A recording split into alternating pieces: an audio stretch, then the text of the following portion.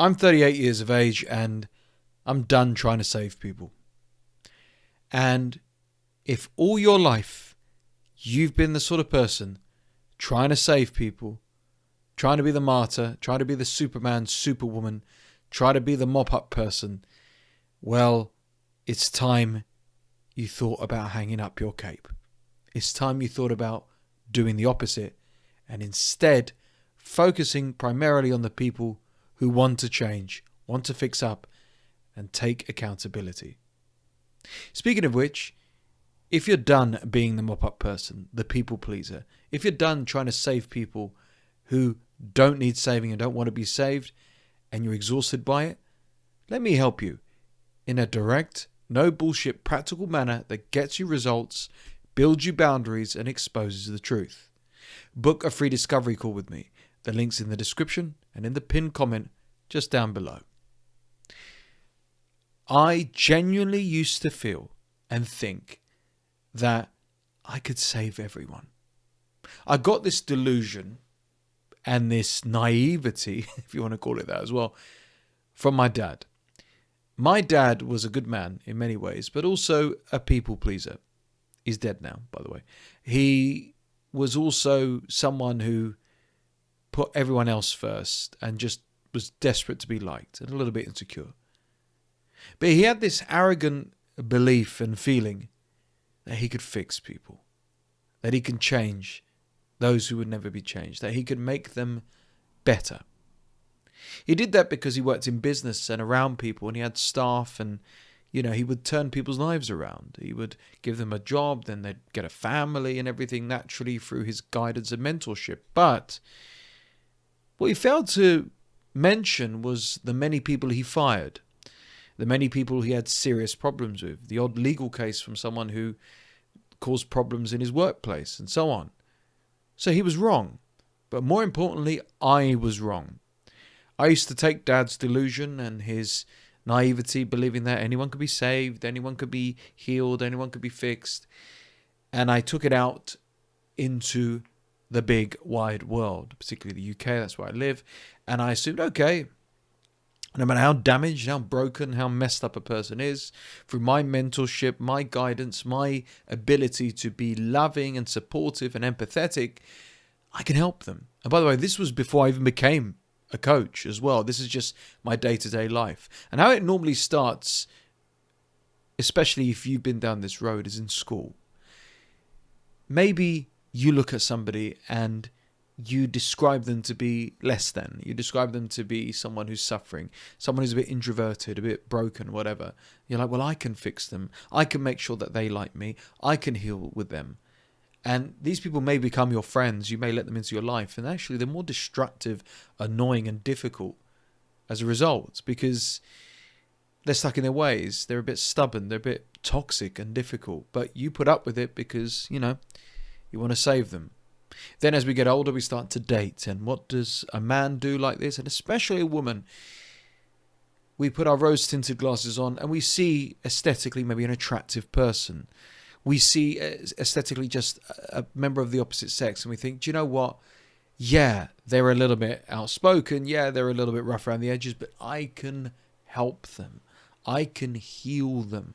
I can save them. That's why women end up dating, having relationships with men who are just scumbags, who are drug addicts, drug dealers, whatever, criminals, because I can save him and put him on the straight and narrow rather than date a healthy man. But the man will do the same thing. He will date a woman riddled with red flags, screaming with insecurity, unbelievably toxic for the same principles. You put your hands on your hips like this, you stand tall and be like, I'm Superman, I can save the day, I can save this maiden, and everything will be wonderful. Or you're like the white knight, as they say in the red pill sphere, whereas the man who can save the woman from her madness, from her one-night stands, from her party culture, and so on and so forth. I can provide you a family, I can provide you income, I can provide you stability and love. We try to save these friends. We try to save these people. We try to do all these things. And the harshest, brutal reality here is the following. Is We try to save people who don't want to be saved. And we also neglect the most important person who needs saving as well. I'll touch on that a little bit later. So, when I've had the wrong friends in the past, or relationships, whatever, my guidance, my mentor was my dad. So I would say to my dad, like, I'm struggling with this person. I find them to be quite selfish, quite rude. They don't seem to make as much as an effort as me. They don't seem to respect me or my time or my energy. They keep messing me around. They hurt me. They betray me. And then my dad would gaslight me, and he would say things like, well, if I was dating them, I'd have them wrapped around my finger and they'd be saved and I'd make their lives better. If that was my friend, we'd be getting on so well. But again, my dad was full of shit, God rest his soul, and he wasn't really knowing what he was talking about. Again, that led me down that false belief. Well, if my dad can do it, and he's successful, he can do what he wants with people, and he's respected, then I can do the same. But I'm not my dad, and I don't want to be like my dad. I need to live a different life and be my own person. So as a result, I was still trying to save selfish, toxic, entitled people. Here's a great example. Maybe I'm dating somebody who's not got a career. I need to save them by encouraging them to work their bloody arse off. Maybe they don't drive, or they don't have any aspirations. Trying to inspire them to do better. Aspire them to control their anger. Aspire them to be more supportive, be more respectful, be more grateful. Instead, they pride themselves in being uncouth, in unhinged, in causing arguments and disagreements. What about friends as well, who promise, beg and plead that they're going to finally stop taking drugs, finally stop drinking, and join you on a path of sobriety, join you on the straight and narrow, join you to live a healthy, normal, drama-free life. But what normally happens is they give a good talk, they say they're going to do all these things, and then when push comes to shove, they're easily manipulated again. They easily take the simple, familiar route, and they're back to square one. It's almost like 2 steps forward, 100 steps backwards. Now, why do you want to save them? Okay, forget the fact that my dad inspired us and me, like people in our family, to do that. Why do we think that we can save them? And here's something that's never really spoken about. It's because you saved yourself. Take me, for example. Gambling addicts for 14 years. How did I break free from one of the most deadliest, sinister addictions of them all? It wasn't a program. It wasn't a psychiatrist. It was me. I debunked the bullshit. I debunked all of the lies and reframed everything. And I'm now clean and sober for years now, with no desire to ever return to gambling again. How did I walk away from toxic relationships, stand up for myself? Well, I did so by the same principles: debunking the bullshit, learning the truth, gaining self-respect, and putting in firm boundaries.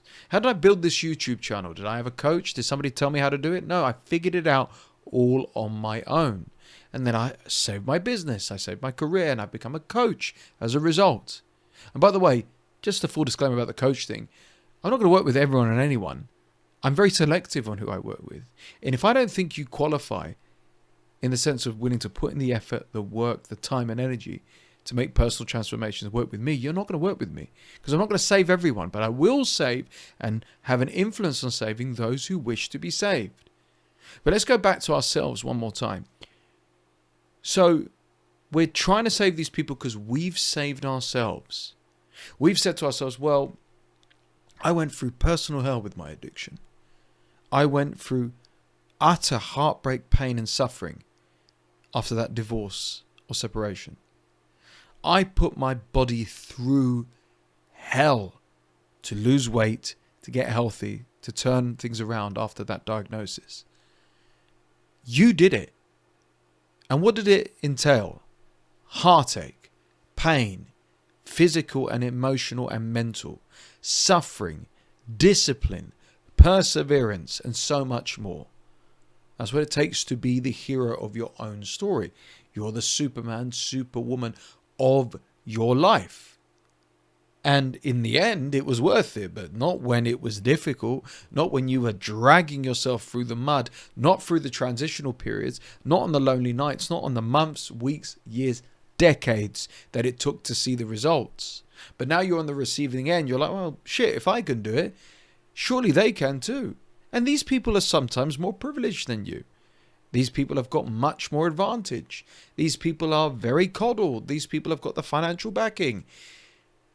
But they still don't want to be saved, because these people thrive in their chaos of their own creation. These people love reveling in their mess. These people enjoy the excitement of being dysfunctional and then causing the dysfunction and the pain and misery around everyone else. They're like a vortex, a black hole, willing to suck you, anyone, into it and disappear off the face of the earth. That's when you take the mature, brave, courageous decision to debunk maybe your parents, like I did, who told you the opposite. The analogy and the fantasy of Superman, superhero, even, messiahs and people we look up to in our religions, to say, it is not my responsibility to save this person. The only person I can save is myself.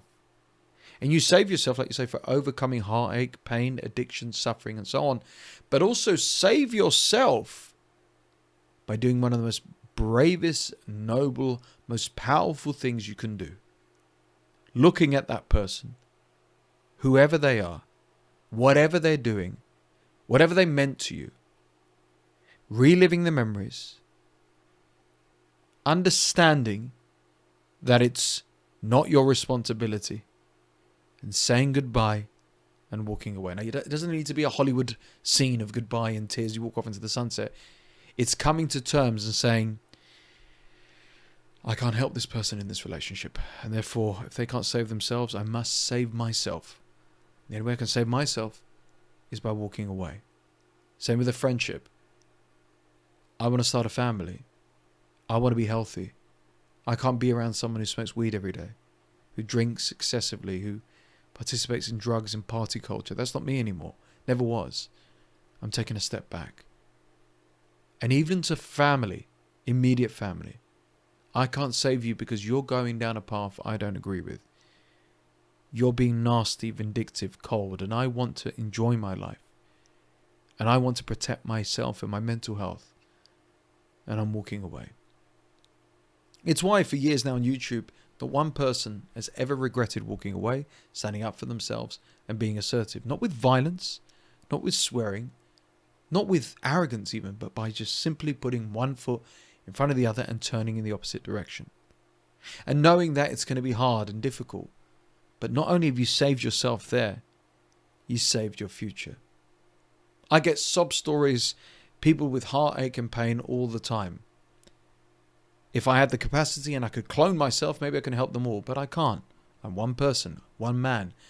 And I will never, ever help anyone, neither should you, who cannot help themselves. And the easiest way to help yourself is admit that you're going wrong, admit that it needs to change, and be willing to do the bare minimum, even just a bit of work, sacrifice a bit of time, a bit of energy,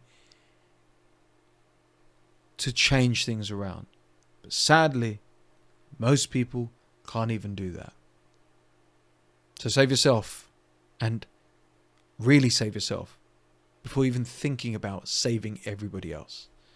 Now, if that's hit a nerve with you and you want to dive deep into this hero complex, debunk the bullshit, why you do all of this, or you're suffering with anything else, let me help you in a practical, no bullshit manner that gets results. If you're willing, like I said, to be serious and do the work, do not reach out if you're not willing to do that. But if you are, book a free discovery call with me. The link is in the description and pinned comment down below. So, it's good to be the hero.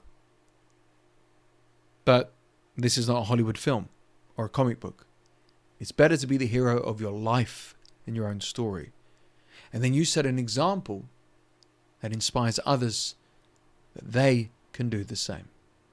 Are you sick and tired of feeling stuck in life or being weighed down by endless struggles? Maybe you're exhausted from being walked all over, or tired of never having boundaries, or not saying no, walking away, or stuck in toxic cycles and situations. Well, imagine breaking free from all of that, feeling powerful and totally in control of your life. When you work with me, there's no BS, no fluff, just real, personal transformation. I won't lie, his direct no BS approach made me feel uncomfortable at times, but was absolutely necessary to reveal my blind spots that were holding me back to become the best version of myself. He told me things I didn't want to hear but I needed to hear, and it's helped me find myself again and to move on from it all and to rebuild and to come out stronger. Now, you've seen my journey on YouTube about the power of walking away from the wrong people, overcoming addiction, handling grief, empowering myself from being rock bottom. But this isn't about me. This is not my story. This is your story. Imagine having a life on your terms, having a healthier, better relationship, being able to overcome your struggles and actually be at peace and taste happiness, maybe for the first time ever in your life. I was skeptical at first, as he's not the cheapest, but my concerns were immediately put to rest when he presented a step-by-step detailed breakdown of my new life plan for me to follow immediately after the call. I had a session with SCG. I just think that it was very, very beneficial, and he helped me work through my structure and path moving forward. Now, other coaches fail when it comes to getting real results because they offer you generic advice that is not catered to you. It's a one-size-fits-all program, and it's a load of BS. After watching countless videos on YouTube regarding heartbreak, I noticed that they were all similar. Go to the gym, hang around with friends, find a hobby, and all that other BS basically. Yeah, that's great advice, don't get me wrong, but it wasn't the advice that I needed. That's when I came across SCG's videos. But I'm different. I listen to you. I take notes. I ask the deep questions and personalize and cater to your needs to take you from where you are now to where you truly want to be. And it's a lot easier and simpler than you think. What I appreciate the most is how SCG tailored the session to my specific needs and goals. After questioning and analysing my unique background and story, I feel he over-delivered, proving his genuine passion for his clients. I totally recommend, if you're reaching out, if you're looking into having somebody who can listen with understanding and help you kind of bring different perspectives to what you're dealing with. So here's what I want you to do. If you are genuinely serious about change and personal transformation, book a free discovery call right now down below. And also check out the testimonials from real people and real success stories of men and even women who've turned their lives around thanks to me. There are only limited spots available, to take advantage of this now, and it's only for serious people who are serious about change. So let's not delay. Let's not keep you where you are now, stuck in the same cycles, the same routines for another year. Let's work together and break free together and live life finally on your terms. Truly, thank you, SCG. I really appreciate you, SCG. If you're going through something similar, he could help you also. If you're thinking of coaching with him, try it out for sure. Reach out. If you're struggling too, especially with heartbreak, or just like I am, or anything else for that matter, then please reach out to SCG. Book your free consultation, and I can assure you, you won't regret it. You can't put a price on your health, especially your mental health.